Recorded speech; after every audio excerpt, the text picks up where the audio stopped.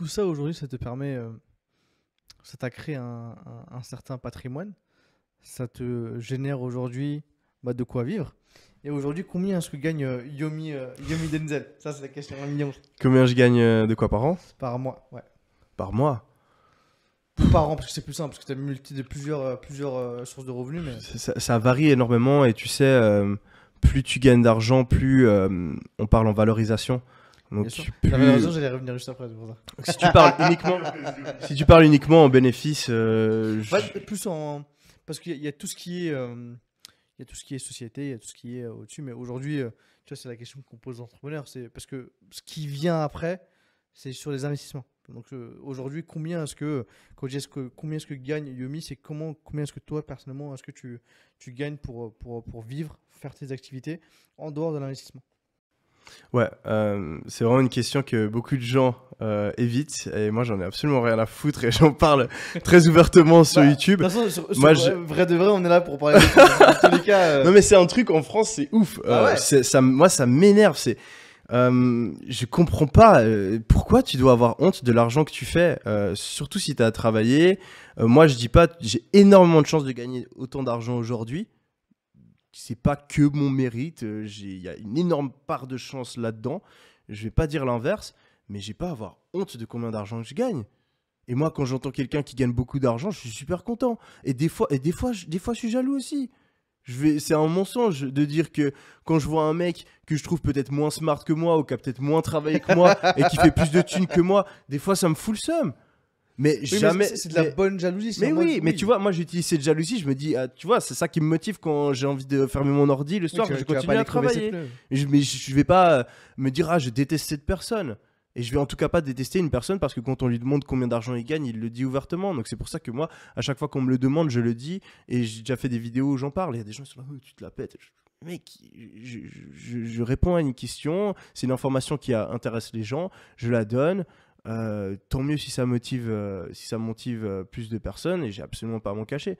Donc ouais, moi ça dépend des années. Et comme je te l'ai dit, si je fais un exit, si je vends une grosse entreprise, eh ben, ma rémunération sur une année, elle peut tripler, quintupler.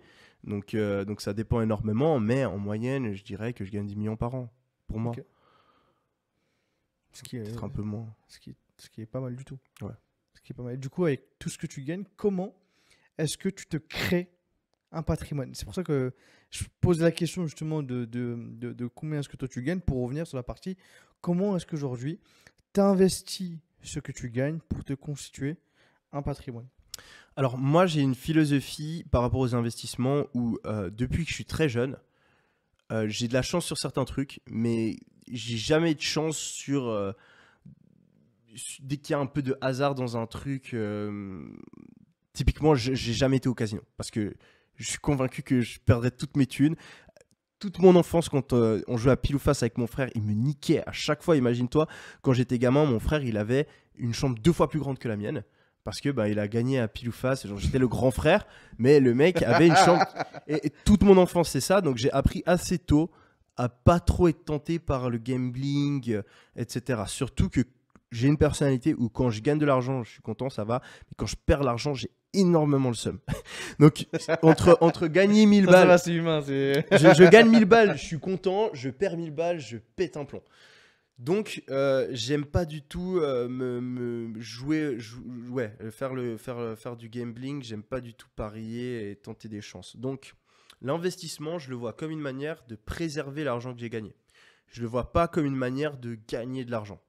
Donc, certes, sur le long terme, je gagne de l'argent, mais je cherche pas à avoir des rendements de ouf. Moi, si je me fais un 7% par an, je suis content. Et donc, j'ai une stratégie d'investissement qui va avec ma philosophie où j'investis de manière diversifiée dans des trucs long terme qui ont été prouvés. J'ai un petit peu des trucs en NFT, crypto, mais c'est une part toute petite de mon portefeuille. Donc ouais, mes investissements principaux, c'est la bourse, c'est l'immobilier, c'est les obligations, c'est un petit peu d'or. Et puis voilà, j'ai un petit peu de crypto, un petit peu d'NFT. Voilà, pour ajouter un petit peu de risque là-dedans et peut-être avoir des rendements plus intéressants à moyen terme. Mais j'ai vraiment, tu vois, tu lis The Intelligent Investor ou ou ce genre de livre, tu vas regarder les conseils d'investissement les plus classiques et tu auras une stratégie d'investissement très similaire à la mienne. J'ai investi un tout petit peu dans les startups aussi, mais je suis pas angel investor, de nouveau parce que l'investissement, c'est pour préserver mon argent, c'est pas une activité active de rémunération. Je suis fort en business, j'ai des business qui fonctionnent bien, j'ai envie d'utiliser ma zone de génie dans le business. J'ai pas envie de passer des heures et des heures à analyser une startup, à gérer mon investissement. J'ai pas envie que ça me prenne de temps. Du coup, c'est très passif. Et typiquement, j'ai toutes les semaines des gens qui essaient de me pitcher des idées de business ou qui m'envoient des mails. J'investis pas. Parce que j'ai pas envie d'utiliser. Dès le moment où tu commences à réfléchir à ça, ça te prend ton esprit. Donc je me dis non, moi j'ai juste un fonds d'investissement qui investit dans les startups. Je file une certaine somme tous les ans et c'est tout. Et j'ai pas à choisir quelle startup, etc. Même chose pour tous mes investissements à la bourse, etc. C'est un fonds, c'est des ETF. Je suis pas en train de me dire, ah, je pense que Apple cette année ça va monter. Je préfère utiliser toute ma force mentale sur mes business plutôt que de la passer sur mes invests. Ok. Donc t'es sur de la pierre aussi Ouais, j'ai des immeubles. Et que après, tu gères ou t'as mis en gestion? tout délégué. Ok. Ça me prend 1 minute par mois. Ouais. Donc j'ai des immeubles et j'ai des REITs aussi. Donc c'est des fonds immobiliers, enfin c'est des entreprises qui achètent de l'immobilier et toi tu investis dans l'entreprise. Donc Ok, c'est d'accord. diversifié. Donc tu mets une certaine somme et ensuite c'est réparti sur plein d'immeubles différents, dans plein de régions différentes. C'est ultra diversifié de nouveau.